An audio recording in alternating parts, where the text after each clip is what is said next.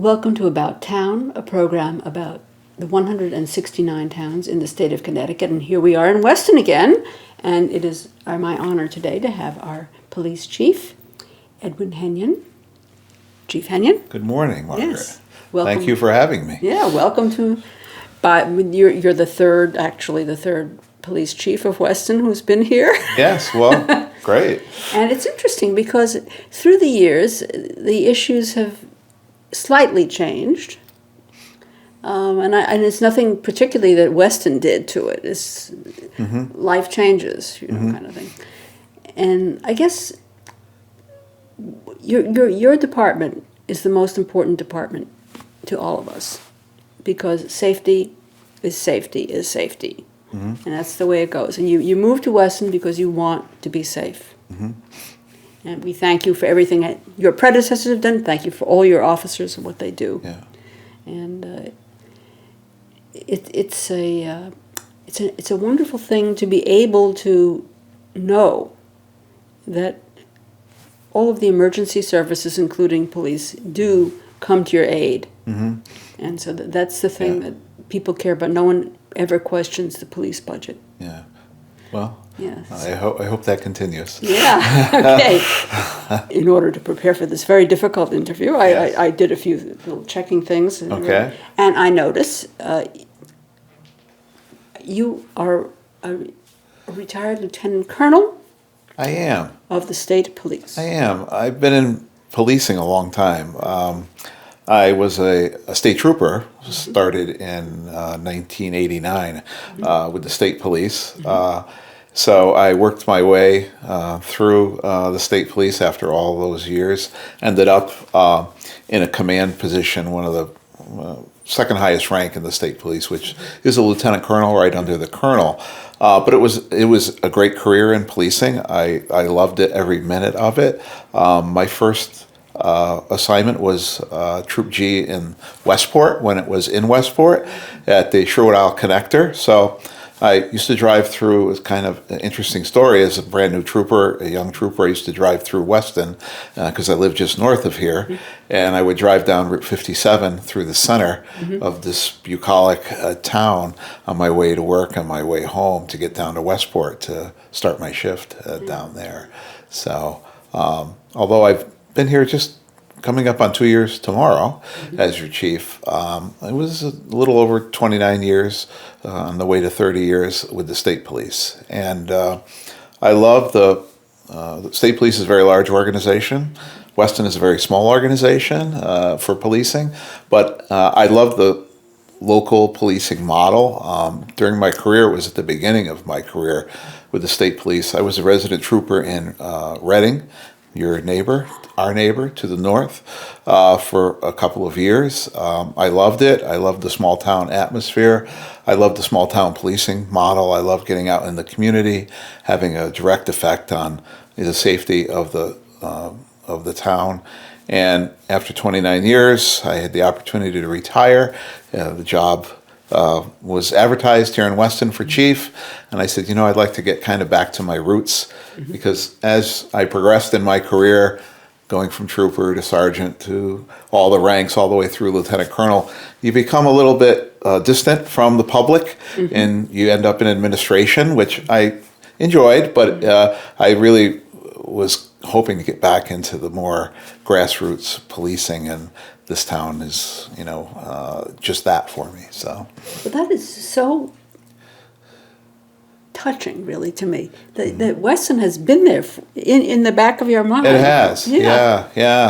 And you like could I probably said, tell us more about Weston than I could. the community policing model, these towns in the area, Weston and Easton and Reading, they're not very dissimilar. There's differences between them, but they're all, small town, residential, selectman government, and, town meeting type of government where the people get, their say in what happens in the town. And I very much enjoyed doing that in Reading, and I very much enjoy it now here in Weston. So, well, there were a couple of things that have happened through the years that bring everybody's, concern about their own safety. One of them was, September 11th, Right. 2001. And, Right. I sat there, Al said, hey, there's something on the TV. So I went and turned it on. The first plane had hit. Right. And I said, well, wait a minute, I don't feel this is over. And I was sitting there watching it, bang, there goes the second plane. Yeah. And then there was, it was such a trauma. That was one thing that woke me up about why it's important to have public, Sure. coordinated public safety. Yeah. And the second one, of course, was Newtown, Right. Sandy Hook. Right. And that was a real shocker, and it scared the heck, I think, out of everybody in Weston. Yeah. But in Weston, we have everything is centralized. Right. That other than people's private lives, so you have a certain amount of security. Right. In that, the town hall, the Right. police, the fire, or volunteer fire, of course, are there for you if you're in the center. Right. You know. Well, I mean, it's a big benefit. I worked in areas, when I was a trooper, I worked in North Canaan, the Troop B in North Canaan. Well, Troop B has 540 square miles in 13 towns. It's covered by one state police troop. So I understand what you're saying, and I find it such a big benefit, the logistics of Weston. We talk about safety in the center, we talk about safety in the schools. We're so lucky in Weston, we have all of our schools right in a row, right in the center of town. We're also very lucky, the police department, I actually hear the kids at the elementary school in their playground out my window. So we're very compact, even though it's a rural area, as far as where the schools are. And that really increases the safety because we have an immediate response to the schools. And since I've been here as the chief, due to incidents that happened around the country and concern of the local residents about school safety, we added a second school resource officer, just kind of piggybacking on a very successful program that started before I got here, which was a school resource officer in the high school. It was a natural progression to at least look at having a second school resource officer in the middle school. So there were some incidents around the country that caused a lot of concern around the country and here. Dr. McCursey and I and the Board of Education, the Board of Police Commissioners, the Board of Selectmen, and eventually the Board of Finance to fund it, sat down and decided to increase the presence again in the schools in Weston. So it's an extraordinary model here in Weston it's basically 1 mile of school road. You have 2 full-time, highly trained police officers, both in their policing model and they're trained in the National Association of School Resource Officers, has training for them specific for how to deal with issues in the schools with children and staff.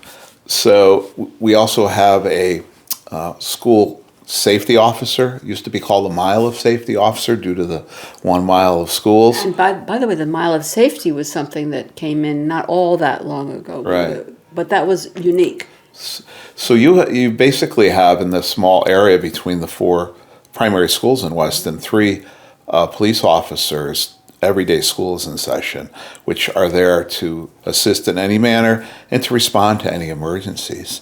You couple that with the police department literally being next door, where during the day, during the week, you have the chief and the captain and possibly a sergeant who's working.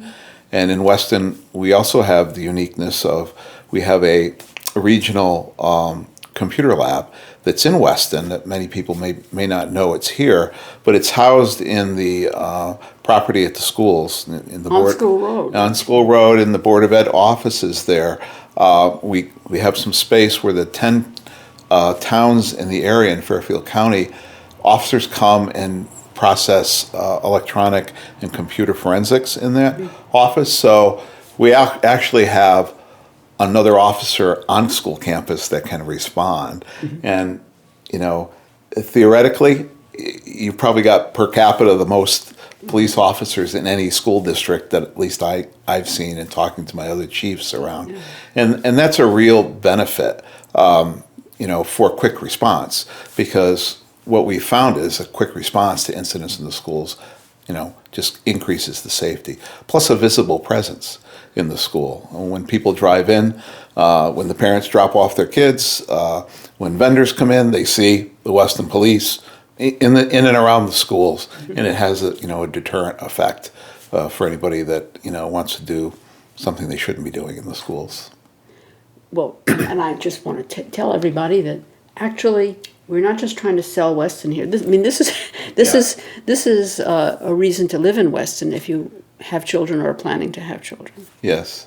I think. Thank you very much to all of your officers. Yeah, it's a big benefit. And other towns, based on their logistics, they may not have, the same issue that we have as far as, the safety. They're just spread out. And I mentioned more rural areas in Connecticut. There's a very long, sometimes, response time based on just the logistics. How far the police department is, how many officers are working, how many square miles they cover, and how many officers are working at any one time. That's right. Yeah, because Weston may be more or less the same size as some other places, but the top third, whatever it is open space. It's Nature Conservancy. Sure. So it's things are more compressed. Yes. I think. It's a small police department. It's not a large number of officers that I have, but it's very well situated to respond to the needs of Weston. Yeah. As you know, it's a rural community. Really, no businesses or factories or no sewers or no public water or retail except for the town center. And again, the town center is literally across from the town hall and police department. So. Well, one of the things that, and the town is always thinking about safety, always thinking about children, whatever. I'm always thinking about open space, but they're always and there was a tower committee a long time ago, and I remember the selectman who was in charge of it said, "Margaret, could you please be on this committee?" Because they needed somebody to, besides being a planner, they needed somebody who would take minutes for free. Yeah. So I was on the committee. Okay. And because all of the tower companies could do whatever the hell they wanted, and so the idea was to get them all to put it in one place and not disturb neighborhoods and people and things like that, and also get some money out of it. But and the town of Weston is exempt from its own zoning regulations on its own property. So we had, and there aren't very many that are like that in Connecticut. Right. So we had this committee, and we had all the tower company people, and we did a plan, and that's in the historic district. We have a 195-foot tower. Right outside my office. Right. Yeah, and we made sure to have the equipment. The first selectman at the time, his business office was his lawyer's office was right there, so that no one could say he was doing it in someone else's neighborhood. Yeah. So the tower structure, the extra stuff they had to have, he made sure to have it look more like the town hall, than like a tower structure. Right. Not too much you can do with 195 No, foot. no. But on the other hand, you have to look up. So you do. And as a matter of fact, there are, I forget what kind of is it egrets or is it something you have up there? Yeah, there's a very large bird up there who leaves us gifts in our parking lot of fish. I believe they're from Long Island Sound. I forgot the name of the bird, but it's a bird that inhabits the area and maybe even an endangered species, because I've seen people from the Audubon Society there with binoculars out near the library trying to get a peek at the bird and maybe if it's having nestlings up there. So yes, yeah. So Weston is a place for everyone, whether you fly or whatever. Yes. Yeah. No, but that's wonderful. So he gives you fish. He does. Sometimes he drops them in my car, but he always comes back and picks it up. So he or she, I don't know what it is, but. So meanwhile, have you been participating at all with the town plan? I've been to some of the meetings with the town plan. I've been following the town plan. Some of it isn't necessarily involving the police department, but some of the things I've looked at with interest, such as the sidewalk project that is being considered here in Weston. Given my input on safety, there's a lot of people who walk on the town roads in Weston. The town center, a lot of the children walk from the schools over to the town center, and that road is not necessarily friendly to pedestrians or bicyclists. So anything that would make travel between the relationship between cars, pedestrians, and bicycles on our roads safer, I'm certainly supportive of. I know there's a plan around the center, out past School Road and up Old Hyde and back to the center again, to create some type of area to walk safely that's not in the roadway, because there are a lot of people who do use the road for exercise and running and walking and biking. So, I mean, I am supportive of that. Generally, we don't have issues between cars, but in any, it may not be, it may be inadvertent that someone is walking in the dusk or evening hours and it can't be seen. So I worry about the safety of putting a car and a human in the same tight area. Again, the roads are small town, they're rural roads, they're not wide, they don't have wide shoulders. They were designed many, many years ago, before modern vehicles were in play. So, I mean, anything that, could improve the flow of traffic. We have, for example, in the center of town, we talked about the schools. When school's in session, we have an officer who works the traffic light at Route 57 and alternates between there and the other end of School Road to get traffic in and out of the center more efficiently, because sometimes traffic will back up in the center waiting for the light. And it's very cyclical in nature, when school starts and when school ends, and we need to get the buses out. The buses have I call it a ballet, where they need to get to places at a certain time. And it quite frankly works very well, but it is a tight schedule. My understanding is the buses, will go to, the high school and then have to come right back for the elementary school dismissal. And they're very short time periods, so we can't unnecessarily delay them, because it would cause havoc with the kids getting home and getting to school in the morning. So part of the plan is to look at a more automated way to clear out the center of town during those rush hours. Maybe bumping out one of the lanes on Route 57 near the School Road intersection that would allow people to go around if people are taking a left or certainly a right-hand turn into the school complex. So, well, when I guess a previous town plan had been done, we had gotten, I was in the Southwestern Regional Planning Agency gave money to Weston to study the intersection of School Road and Route 57. Interestingly, the consultant is the same one who's working on the town plan right now. Okay. And there was a proposal there. I know the lights have been changed, but there also was a proposal for something, I think, exactly like what you're talking about. Yeah, the issue is the southbound traffic. If you're if you're coming southbound from the north end of town on 57, if cars are queuing up to take a left, they can't get around there. So that's why we have the officer, they call it manually run the traffic light. So when he sees it backing up, he can let one go in and one out. Just makes it easier. To automate it would be great, and to give us some extra room there where cars can get by would even, improve, quite frankly, the safety. Because anytime you queue up a vehicle, especially on a state road where, people are traveling a lot, it could cause a possibility of cars colliding with each other. So. Oh yeah. So. Which brings me to yes, and half of them are already on their phone anyway. Yeah. That must be so hard to enforce. It's difficult, especially in the small town and in the back roads.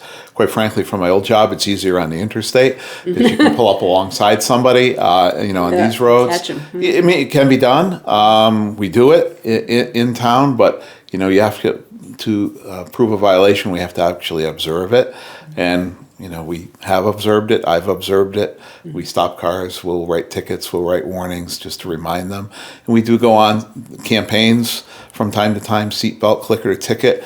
We participate in where we do kind of a survey before we do enforcement, and then we do some enforcement, and we do a survey, literally a police officer standing, quite frankly, if you see him standing in the center with a clipboard, we do a little survey about percentages of people that are wearing their seatbelts, and that has improved greatly over the years, and it is really, truly a life-saving measure to wear your seatbelt. And again, we're not looking to write tickets, we're looking to gain compliance. And not only that, my guest is completely honest, because I saw some data. Yeah, did you? That Weston was #1. Yeah, it's a high issuing warnings. It is. My officers do, but not tickets. Exactly. I mean, it varies from town to town. I mean, I want my officers out there being visible. I want my officers out there enforcing the traffic laws, whether that be an infraction, which is a ticket with a fine or a warning. As long as we're getting compliance, increasing the safety in town, that's what I'm looking for. Now, the more serious the violation, the more likely the officer is, and it's at his discretion whether to issue a ticket or a warning. But the more, the more serious the violation, the more likelihood you are to get a ticket, because we're trying to get people to comply, and we have people that unfortunately, if you look at their motor vehicle history, have been stopped numerous times for speeding. And there comes a time when, stopping and warning, a lot of people that works on, stopping and saying, hey, Margaret, you were just a little over the speed limit. And you may say, you know what, I was distracted, you weren't dangerously over the limit. So we have a lot of those. We stop and we say, okay, just please pay attention. And if we do stop you again, you may be getting a ticket, with a monetary fine. So, well, one of the interesting things is, what is speeding? Well, speeding 10 miles over. Speeding technically is anything over the posted speed limit. Okay. Anything a mile an hour over is speeding. It becomes a matter of degree. What's dangerous? These roads are not really designed, especially some of the more rural roads in Weston are not designed for speed. Some of them aren't designed for two cars at the same time, not only speed. So, are you referring to my there are some roads that are like you said, being a town planner, maybe if they were designed now, they probably wouldn't even be allowed to be designed that way as a public road, because they aren't wide enough for two vehicles. Some of the roads in Weston, we have a lot of private roads in Weston, which we can't account for. We can't enforce the law on, because it's private property. Not that we have a lot of issues on the private roads, but so the answer is, what is speeding? It's anything above the posted limit. And we have speeding. We have areas that are no passing zones. We have complaints about that. My officers are on alert for school buses. I got a complaint lately about someone passing a standing school bus, which is really dangerous. So my officers are out, looking for those violations.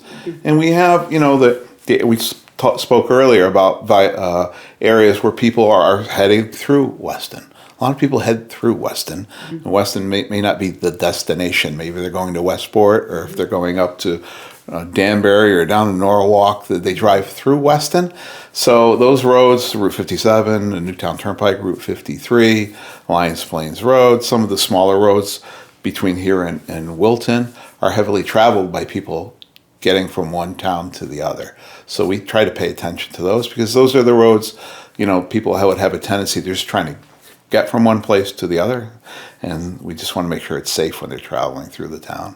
And frankly, I've wondered about some of the major intersections near for example, the H intersection. Georgetown Road comes down and it goes across. Right. And, right. That's the H. Right. And that one can be very dangerous. Right.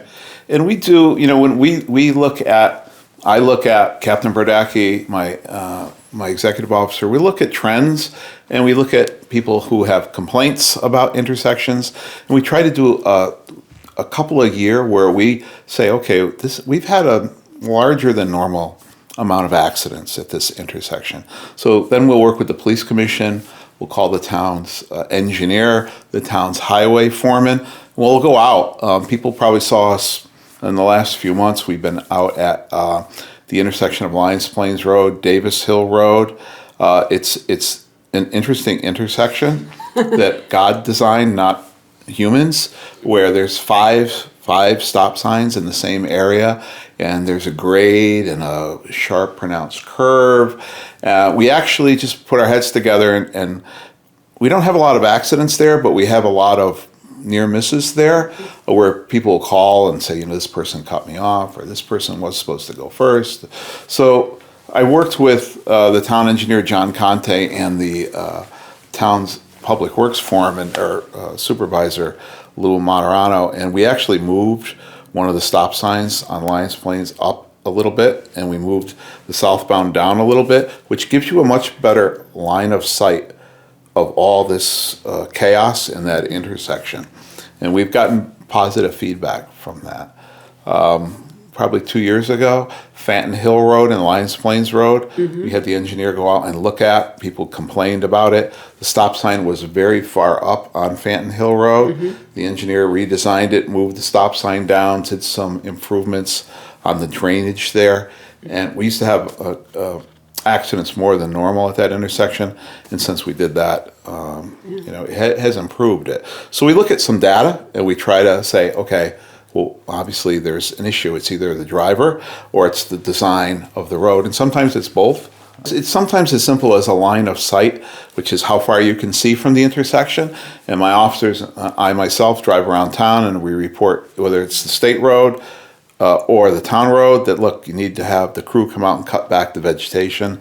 They do that generally as their maintenance, but sometimes it kind of gets away from them, and we report those things. If we see a dangerous situation like that can be easily fixed. But sometimes we need the town engineer to take a look, because it's either a design issue or the road is, deteriorated to the effect that it becomes dangerous, whether it's a curb or guardrail or whatever the issue is on the road. I am so thrilled for everything you've said, and I have such great trust. And as I said to begin with, I have great trust, but thank you so much. Thank you, Margaret, for having me. Okay, it's a pleasure. great to see you. Okay. Don't speed through Weston. Okay.